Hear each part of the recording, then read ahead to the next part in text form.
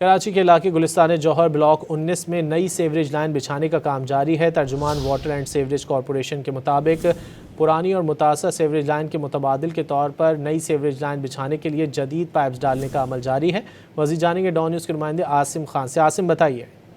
یہ گلستان-e-جوہر بلاک 19 میں رابع city apartment کے قریب نئی سیوریج لائن بچھانے کا کام تیزی سے جاری ہے۔ متاثرہ سیوریج لائن کی مرمت کا کام ہنگامی بنیادوں پر کیا جا رہا ہے، ایسا بتانا ہے ترجمان واٹر کارپوریشن کا۔ فیلڈ میں ٹیمیں مسلسل کام میں مصروف ہیں اور پرانی اور متاثرہ سیوریج لائن کی متبادل کے طور پر نئی سیوریج لائنیں بچھائی جا رہی ہیں۔ مرمتی کام کے جلد اور مؤثر تکمیل کو یقینی بنانے کے لیے تمام دستیاب افرادی قوت، مشینری اور وسائل بروئے کار لائے جا رہے ہیں اور بتانا ہے کہ جلد اس کام کو مکمل کر لیا جائے گا۔ عاصم بہت شکریہ ان تفصیلات کے لیے۔